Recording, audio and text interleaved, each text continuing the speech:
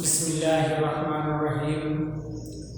Rotary school and college কর্তৃক আয়োজিত online class 2021 উপলক্ষে আমি অত্র প্রতিষ্ঠানের দশম শ্রেণীর সকল শিক্ষার্থীদের জানাচ্ছি সালাম ও আন্তরিক শুভেচ্ছা। আশা করি তোমরা সবাই ভালো আছো, আমিও তোমাদের দোয়ায় এক প্রকার ভালো আছি। 2021 সালের প্রথম থেকেই আমাদের অনলাইন ক্লাস শুরু হয়েছে। বিগত দিনে যতগুলি ক্লাস আমি নিয়েছি, মনে হয় সব ক্লাসগুলি তোমরা অতি মনোযোগ সহকারে শুনেছ এবং বোঝার চেষ্টা করেছ। তারই ধারাবাহিকতায় আজ আমি দশম শ্রেণীর বাংলা প্রথম পত্রের গদ্য অংশ থেকে একটি ভ্রমণ কাহিনী নিয়ে তোমাদের সামনে আলোচনা করছি। তো সেই ভ্রমণ কাহিনীর নাম হলো প্রবাস বন্ধু। তো প্রবাস বন্ধুর লেখকের নাম হলো সৈয়দ মুস্তফা আলী। উনি এই গল্পটি লিখেছেন। তো গল্পটি শুরু করার আগে আমি একটু লেখক পরিচিতি সম্পর্কে একটি কথা বলতে হয়।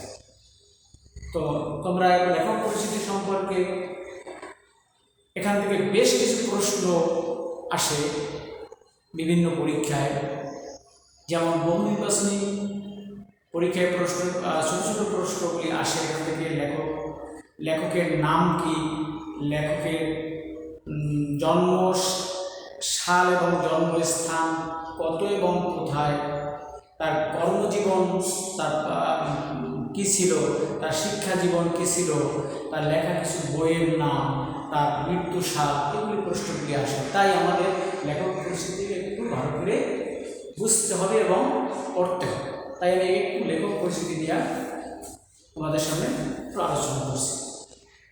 সৈয়দ মুস্তফা আলী 13ই সেপ্টেম্বর, এখানে আমি দেওয়া আছে সৈয়দ মুস্তফা আলী 13ই সেপ্টেম্বর 1904 সালে আসামভুক্ত শ্রীহট্টের করিমগঞ্জে তিনি জন্মগ্রহণ করেন। তো তার পিতার নাম ছিল সিকান্দার আলী। সৈয়দ মুস্তফা আলীর পৈতৃক নিবাস ছিল বাংলাদেশের সিলেট জেলার, বৃহত্তর সিলেট জেলার মৌলভীবাজার। তিনি সিলেট গভর্নমেন্ট, এখন এখানে আসছে তার শিক্ষা জীবনটা দেখো। তিনি সিলেট গভর্নমেন্ট হাই স্কুল ও শান্তিনিকেতনে, ভারতের শান্তিনিকেতনে তিনি পড়াশোনা করেন। এরপর তিনি 1926 সালে বিশ্বভারতী, সেটাও ভারতের বিশ্বভারতী বিশ্ববিদ্যালয় থেকে তিনি স্নাতক ডিগ্রি লাভ করেন। এরপর তার কর্মজীবনটা এখানে দেওয়া আছে। তার কর্মজীবনটা হলো আফগানিস্তানের কাবুলের কৃষি বিজ্ঞান কলেজে তিনি অধ্যাপনা দিয়েই তার কর্মজীবন শুরু করেন। এরপর জার্মানির বার্লিন ও বন, দুইটাই জার্মানিতে দুটি বিশ্ববিদ্যালয়, বার্লিন এবং বন বিশ্ববিদ্যালয়, সেখানে তিনি অধ্যাপনা করছেন। অধ্যাপনা মানে সেখানে তিনি শিক্ষকতা করছেন। 1932 সালে তিনি বন বিশ্ববিদ্যালয় থেকে ডক্টরেট ডিগ্রি লাভ করেন। তিনি সেখান থেকে পিএইচডি ডিগ্রি বা ডক্টরেট ডিগ্রি লাভ করেন। কর্মজীবনে তিনি মিশরের আল আজহার বিশ্ববিদ্যালয় ও মহীশূরের বারোদা কলেজে অধ্যাপনা করেন। মূলত তার পেশাই ছিল একজন শিক্ষক বা শিক্ষকতা, সেটা বিভিন্ন কলেজ এবং বিশ্ববিদ্যালয়। তিনি 1949 সালে বগুড়ার আজিজুল হক কলেজে অধ্যক্ষ হিসেবে যোগদান করেন। বাংলাদেশের বগুড়ায় আজিজুল হক নামে একটা সরকারি কলেজ আছে, বেশ বিখ্যাত নাম করা কলেজ। সেখানে তিনি অধ্যক্ষ, মানে সেখানে তিনি অধ্যক্ষ হিসেবে, অর্থাৎ সেখানে তিনি প্রিন্সিপাল, যেখানে ইংরেজিতে বলে প্রিন্সিপাল হিসেবে সেখানে তিনি কর্মরত ছিলেন। কিন্তু পাকিস্তান সরকারের বিরুদ্ধে প্রবন্ধ লেখার অভিযোগে তাকে চাকরি ছাড়তে হয়। তখন পাকিস্তান আমল ছিল, সেই পাকিস্তান সরকারের বিরুদ্ধে কিছু লেখালেখি দিল, তাকে সেই আজিজুল হক কলেজ থেকে তাকে চাকরি ছাড়তে হবে। 1961 সালে তিনি বিশ্বভারতী রিডার নিযুক্ত হন। সৈয়দ মুস্তফা আলী নিজস্ব একক গদ্যশৈলী নির্মাতা, তিনি একক গদ্যশৈলী নির্মাতাও ছিলেন। বিভিন্ন ভাষায় উৎপত্তি ও অসাধারণ পাণ্ডিত্যের সংমিশ্রণে তিনি যে গদ্য রচনা করেছেন তা খুবই রসগ্রহী হয়ে উঠেছে। তার উল্লেখযোগ্য কতগুলি রচনা এখানে দেওয়া আছে। তার রচনাগুলি কি কি দেওয়া আছে দেখো: দেশ বিদেশে, পঞ্চতন্ত্র, চাচা কাহিনী, ময়ূরকণ্ঠী, তারপর স্বপ্নম ইত্যাদি ছিল তার রচনা শৈলী বা রচনা করে। তিনি 11ই ফেব্রুয়ারি 1974 সালে তিনি ঢাকায় মৃত্যুবরণ করেন। এখন এখান থেকে তার জন্ম, তার নাম, জন্মসাল, জন্মস্থান, তার শিক্ষা জীবন, তার কর্মজীবন, তার রচনাবলী, মৃত্যু, এই 5টি বিষয় এর উপর 5টি প্রশ্ন হইতে পারে। ছোট ছোট প্রশ্নগুলির ভিতরে বা ভিতরে যে জ্ঞানমূলক প্রশ্ন থাকে, যে সৃজনশীল প্রশ্নের ভিতরে যে জ্ঞানমূলক প্রশ্ন থাকে, সেখান থেকেও এই প্রশ্নগুলি আসতে পারে। এইটুকু জিনিস আমার জানা থাকলে আমি এখান থেকে যে কোনো ধরনের ছোট প্রশ্ন আমি উত্তর করতে পারবো, সেটা জ্ঞানমূলক হোক আর বহু নির্বাচনী হোক, এটুকু আমাকে জানতেই হবে। এরপর মূল গল্পে যাওয়ার আগে একটু গল্পটি সম্পর্কে সংক্ষিপ্ত পরিচয় তুলে ধরতে চাচ্ছি। সংক্ষিপ্ত পরিচয়, গল্পটির সংক্ষিপ্ত পরিচয়টা কিন্তু মনোযোগ সহকারে শুনবেন।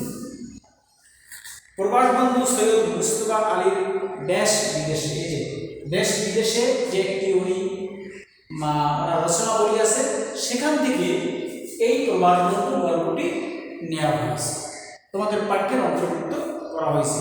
কোনটা থেকে? দেশ বিদেশে, দেশে বিদেশে। এই দেশে বিদেশে এই রচনাবলী থেকে ওনার এই প্রবাস বন্ধু এই ভ্রমণ কাহিনীটি নেওয়া হয়েছে। গ্রন্থের 15 অংশ থেকে, কোথা থেকে? দেশে বিদেশে 15 অংশ থেকে একটি এই ভ্রমণ কাহিনীটি তোমাদের পাঠ্যের অন্তর্ভুক্ত করা হয়েছে। প্রতিবেশী দেশ আফগানিস্তানের ভূমি, প্রতিবেশী দেশ, আমাদের একেবারে প্রতিবেশী দেশ যদিও না, এটা একটু আমাদের থেকে ভারত, তারপর পাকিস্তান, পাকিস্তানের পরে আফগানিস্তান, আমাদের দেশের পরে ভারত, ভারতের পরে পাকিস্তান, পাকিস্তানের পরে হলো আফগানিস্তান। এই আফগানিস্তানের ভূমি, পরিবেশ, সেখানকার মানুষ ও তাদের সহজ সরল জীবনাচরণ, বিচিত্র খাদ্য ইত্যাদি হাস্য রসাত্মকভাবে এই রচনায় ফুটিয়ে তোলা হয়েছে। লেখকের স্বভাবসুলভ ভঙ্গিতে তিনি ওখানে এই যে অবস্থাগুলি, কী কী অবস্থা? জীবনাচরণ, তাদের সহজ সরল জীবন, বিচিত্র খাদ্য, এগুলি তিনি কীভাবে অত্যন্ত হাস্য রসাত্মকভাবে এই রচনায় তুলে ধরেছে। লেখকের আফগানিস্তান ভ্রমণের আংশিক অভিজ্ঞতার পরিচয় আছে এখানে। তিনি যে সেখানে কিছুদিন ছিলেন, আফগানিস্তানে ভ্রমণ করেছেন, তার পরিচয়ও তিনি এখানে তুলে ধরেছেন, তার অভিজ্ঞতা এখানে তুলে ধরেছেন। আফগানিস্তানের রাজধানী কাবুলের সন্নিকটে খাজাউল্লাহ, আফগানিস্তানের রাজধানী ছিল কাবুল, এই কাবুলের সন্নিকটে নিকটে প্রায় কাছাকাছি ছিল খাজাউল্লাহ একটি গ্রাম। সেখানে বাসের সময় আব্দুর রহমান নামের একজন তার দেখভালের দায়িত্বে ছিলেন। দেখভাল মানে বলতে তার কাজের, ঘরের কাজের লোক থেকে শুরু করে তার সমস্ত কাজকর্ম তিনি যেখানে যারা করে দিতেন, অর্থাৎ তার দেখাশোনার দায়িত্বে যিনি ছিলেন তাকে বলা হয় দেখভাল। এর লোকটির নাম ছিল আব্দুর রহমান, তিনি আফগানিস্তানে ছিলেন। আফগান আব্দুর রহমান চরিত্রের মধ্যে সরলতা, আফগান বলতে আফগানিস্তানে যারা বসবাস বা মানে স্থায়ী বাসিন্দা তাদেরকে বলা হয় আফগান, যেমন বাংলাদেশের স্থায়ী বাসিন্দাদেরকে বলা হয় বাঙালি, আর জাতি বাঙালি, ওরা হলে আফগান, জাতি ছিল আফগান। তো তার চরিত্রের মধ্যে সরলতা, স্বদেশ প্রেম, অতিথি পরায়ণতা ফুটে উঠেছে। তার চরিত্রের ভিতরে কী কী আছে? সরলতা, স্বদেশ প্রেম এবং অতিথি পরায়ণতা, এগুলি তার চরিত্রের ভিতরে প্রধান বিষয় ছিল। আব্দুর রহমানের রান্না ও পরিবেশন করা খাবারের মধ্যে আফগানিস্তানের বিচিত্র ও সুস্বাদু খাদ্যবস্তুর পরিচয় পাওয়া যায়। তিনি একজন ভালো রাঁধুনিও ছিলেন। তার রান্নার ভিতর তার যে রান্নার যে অভিজ্ঞতা, রান্নার যে দক্ষতা, এগুলি তার রান্নার ভিতর দিয়ে ফুটিয়ে তুলেছে। আফগানিস্তানের প্রস্তরভূমি পাথর, ওখানে পাহাড়গুলি, অধিকাংশ পাহাড়গুলি পাথরের তৈরি, এবং যেখানে সেখানে সমতল ভূমিতে অনেক পাথর সরানো ছিটানো থাকে। তাই বলা হয়েছে যে আফগানিস্তানের প্রস্তরভূমি, যে পাথর সব জায়গায় যায়, আমাদের দেশে প্রচলিত পাথর পাওয়া যায় না, কিন্তু ওখানে পাথর পাওয়া যায়, তাই প্রস্তরভূমি বলা হয়েছে। এবং একই সঙ্গে নিকট প্রতিবেশী এই জনপদের বরফ শীতল জলবায়ু আকর্ষণীয়। আবার সেখানে পাহাড়গুলিতে দেখা যায় শীতের সময় প্রচুর বরফ পড়ে, অত্যন্ত উষ্ণ এলাকা, উষ্ণ মরুভূমির এলাকা, আবার সেখানে শীতের দিনে বরফ পড়ে। প্রবাস বন্ধু গল্পটি আমাদের দৃষ্টিকে প্রসারিত করে, অর্থাৎ ওই দেশ সম্পর্কে আমাদের বেশ একটা ধারণা এই গল্পটির ভিতরে পাওয়া যায়। একই সঙ্গে আন্তর্জাতিক প্রেক্ষাপটে জীবন জগৎ, সমাজ ও সংস্কৃতিকে ভাবতেও শিখে। এই গল্পটি পড়লে আমরা কী শিখতে পারবো? একই সঙ্গে আন্তর্জাতিক প্রেক্ষাপটে জীবন ও জগৎ, অর্থাৎ আমাদের দেশের যে ভিন দেশ, অন্য দেশে তাদের জীবনযাত্রা কী ধরনের, তাদের জীবন মান কী অবস্থা, সমাজ সংস্কৃতি তাদের অবস্থা কী, এটা সম্পর্কে আমরা জ্ঞান অর্জন করতে পারব। এই ছিল গল্পটির সংক্ষিপ্ত পরিচয়। এরপর আমি মূল গল্পটিতে চলে যাব। এখানে কিছু কিছু শব্দ, এই গল্পটির ভিতরে কিছু কিছু কঠিন শব্দ দিয়ে দেওয়া আছে, যেগুলি আমরা একটু আগে পরিচিত হইলে, গল্পটির ভিতরে যাওয়ার আগে একটু পরিচয় হইলে আমাদেরকে গল্পটি বুঝতে এবং গল্পটির প্রতিটি বাক্য বুঝতে একটু সহজ হবে, যদি শব্দগুলো আমাদের জানা থাকে সহজভাবে। যেমন এখানে গল্পের ভিতরে আছে ওর ভুয়া, ফরাসি ভাষায় বাক্য বন্ধ, ফরাসি ভাষার একটি বাক্য বন্ধ ওর ভুয়া, অর্থ আবার দেখা হবে, অর্থ হলে কি আবার দেখা হবে। ওর ভুয়া আমরা যদি বলি যে আবার দেখা হবে, বিদায়কালে একজনকে বিদায় দেওয়ার সময় যে বিদায় নেয় বা যে বিদায় দেয় সে তারা বলে যে আবার দেখা হবে, ওরা বলে ওর ভুয়া। এটা ফরাসি ভাষার একটি শব্দ বাক্য। তারপর নরদানব, মানুষের মতো দেখতে অত্যন্ত ভয়ঙ্কর। নরদানব বলতে নর মানে মানুষ, জন্ম হয়েছে, দানব মানে ভূত প্রেত। নরদানব মানে বিশাল দেহের অধিকারী, এ ধরনের মানুষকে বলা হয় নরদানব, ভয়ঙ্কর প্রকৃতি। এখানে বিশাল দেহী মানুষকে বোঝানো হয়েছে। তারপর দেখো মর্তমান কলা সবকিছু এখানে গল্পটির ভিতরে আছে। মায়ানমারের মার্তাবান দ্বীপে উৎপন্ন কলার জাত। মায়ানমার এই যে আমাদের পূর্ব দিকে যে দেশটি আছে মায়ানমার, এই মায়ানমার দেশটিতে বর্তমান একটা দ্বীপ আছে। এই দ্বীপে এক ধরনের কলা হয়, বেশ বড় বড় সাইজের কলা হয়। এই কলাগুলিকে বলা হয়েছে যে বর্তমান কলা মানে অর্থাৎ ওই বড় বড় কলার মতো, কোনো এক প্রসঙ্গে কলার মতো আসছে গল্পটিতে, সেখানে এটা বলা হয়েছে। তারপর রুজ, গাল রাঙানো সাধন, রুজ মানে গাল রাঙানো সাধন। তারপর পান্তুয়া কথাটা আমরা অনেকেই পরিচিত। পান্তুয়া চিনির রসে ভেজানো গিয়ে বাজার রসগোল্লা জাতীয় মিষ্টি। এই পান্তুয়াটাকে এখন আমাদের দেশেও কিন্তু মিষ্টির দোকানে পাওয়া যায় পান্তুয়া। এই পান্তুয়াটা হলো এক ধরনের মিষ্টি, চিনির রসে ভেজানো গিয়ে বাজার রসগোল্লা জাতীয় মিষ্টি। এটা আফগানিস্তানেও এই পান্তুয়াটা আছে, হয়তো ওখান থেকে এই শব্দটা আমাদের দেশে আসছে, অথবা আমাদের দেশ থেকে দেশে গিয়েছে। তাগত মানে শক্তি, এটা আমরা প্রায়, এটা যদিও এটা ওই আফগানিস্তানের শব্দ, আফগান শব্দ, ওটা তাগত মানে শরীরে তাগত নাই, অর্থাৎ শক্তি নাই, শক্তিকে বোঝানো হয়েছে। তন্নি তিরস্কার, বারকস কাঠের তৈরি কানা উঁচু বড় থালা, কাঠ দিয়ে তৈরি করা থালার মতো এক ধরনের থালা আছে, নিচটা সমান, পাশটা একটু উঁচু করা, এটা কাঠ দিয়ে তৈরি করে বড় আকৃতির থালা কাঠ, এটাকে বলা হয় বারকস। তারপর পুনরায়। তারপর ব্রহ্মরন্ধ্র মানে তালুর কেন্দ্রবর্তী ছিদ্র, তালুর কেন্দ্রবর্তী ছিদ্র। অর্থাৎ এই তালুটাকে যদি আমরা সমান করি তাহলে দেখা যায় যে আঙ্গুলের ফাঁক এখানে একটা ছিদ্র আছে, পানিটা লইলে এখান দিয়ে ছিদ্র দিয়ে পড়ে যায়, এটাকে বলা হয়েছে ব্রহ্মরন্ধ্র, তালুর কেন্দ্রবর্তী ছিদ্র। তারপর বপু বড় দেহ, বপু বড় দেহ। তনু ক্ষীণ দেহ, তনু মানে ক্ষীণ দেহ অর্থাৎ চিকন দেহ তনু। তারপর হলো উত্তমার্ধ, উত্তমার্ধ, উত্তমার্ধ মানে স্ত্রী বা সহধর্মিণী। উত্তমার্ধ, উত্তমার্ধ মানে স্ত্রী বা সহধর্মিণী অর্থাৎ বউ। এই শব্দগুলি এই গল্পের ভিতরে আছে। এগুলি এখন আমরা একটু অর্থটা জেনে নিলে আমাদেরকে মূল গল্পটি পড়ার সময় এর শাব্দিক অর্থ এবং ভাবার্থটা বুঝতে আমাদের কাছে সহজ হবে। তাই এগুলি একটু আমরা আগে জেনে নিতে হবে। আমি এখন তোমাদের সঙ্গে এই প্রবাদ বন্ধু সেই মুস্তফা আলীর লেখা এই গল্পটিতে একটু চলে যাচ্ছি, তোমাকে একটু খেয়াল করে একটু শুনবা। বাসা পেলাম কাবুল থেকে 2.5 মাইল দূরে খাজামাল্লার গ্রামে।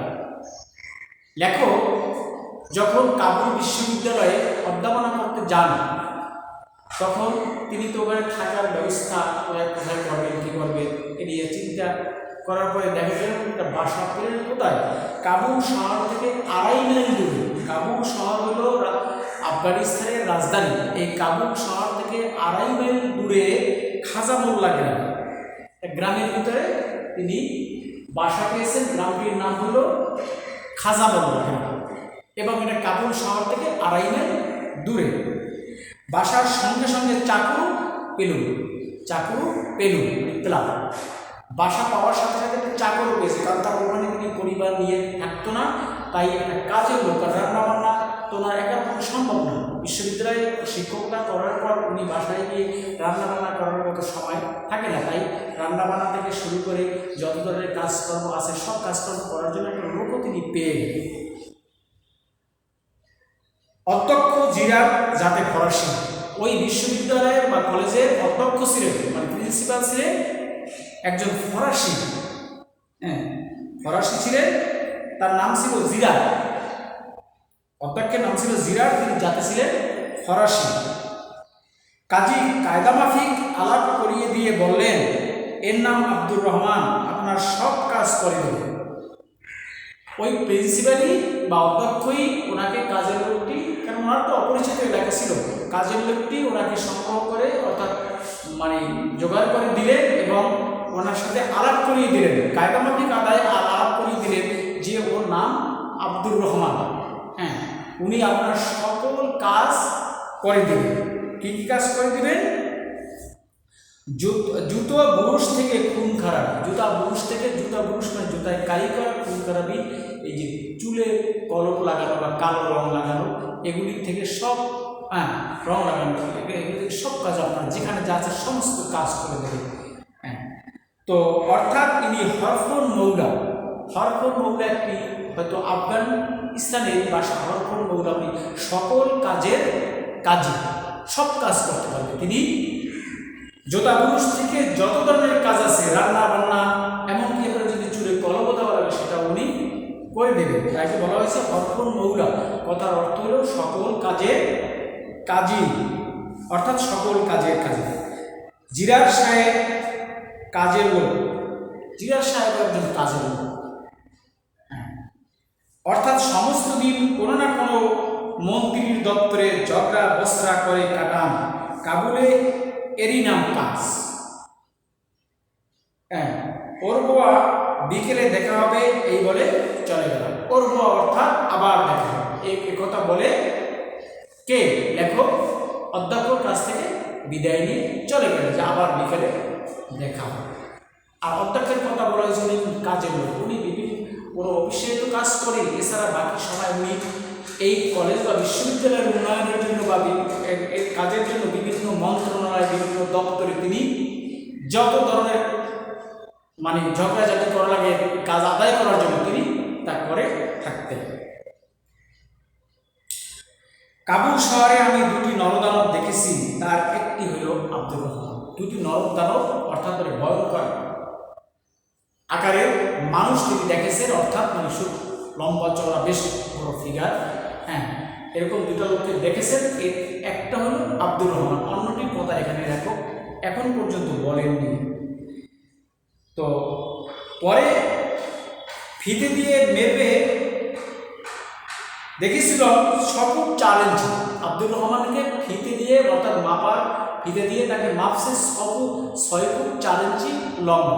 সাধারণত আমাদের দেশের মানুষগুলি হয় 5 ফুট 4 ইঞ্চি, যেটা স্ট্যান্ডার্ড মাপ, অর্থাৎ স্বাভাবিক যেটা মাপ সেটা হলো 5 ফুট 4 ইঞ্চি বা 5-6 ইঞ্চি, কিন্তু সে হলো 6 ফুট কত 6 ফুট 4 ইঞ্চি, অর্থাৎ 1 ফুট লম্বা মানুষ, মানে অনেক অনেক লম্বা। তো সেটাকে অদ্ভুতই বলা যায়। উপস্থিত লক্ষ্য করুন, লম্বা মিলিয়ে চওড়াও যেমন লম্বা তেমনি কি চওড়াও, শুধু লম্বাই চওড়া আন্দাজ মতো।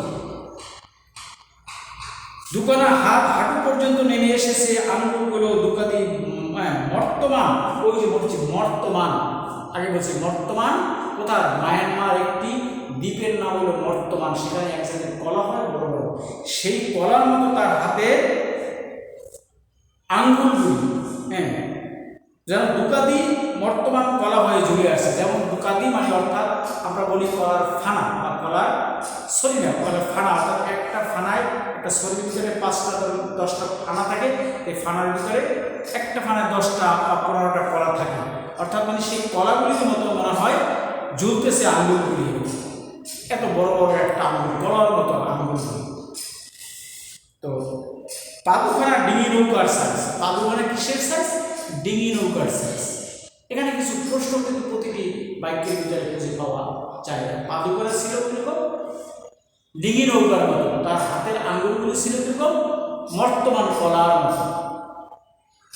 কার দেখে মনে হলো আমার বাবুর্চি আব্দুর রহমান না হয়ে সে যদি আমির আব্দুর রহমান হতো, তবে অনায়াসে গোটা আফগানিস্তানের বার বইতে পারত, অর্থাৎ আমির মানে বাদশাহ। সে যদি কাজের লোক আব্দুর রহমান না হইয়া গোটা আফগানিস্তানের আমির অর্থাৎ বাদশাহ হইত, তাহলে পুরো আফগানিস্তানের বার্ত সে বা দায়িত্ব সে বহন করতে পারত। এই ধরনের একটা ভয়ঙ্কর তার শারীরিক গঠন।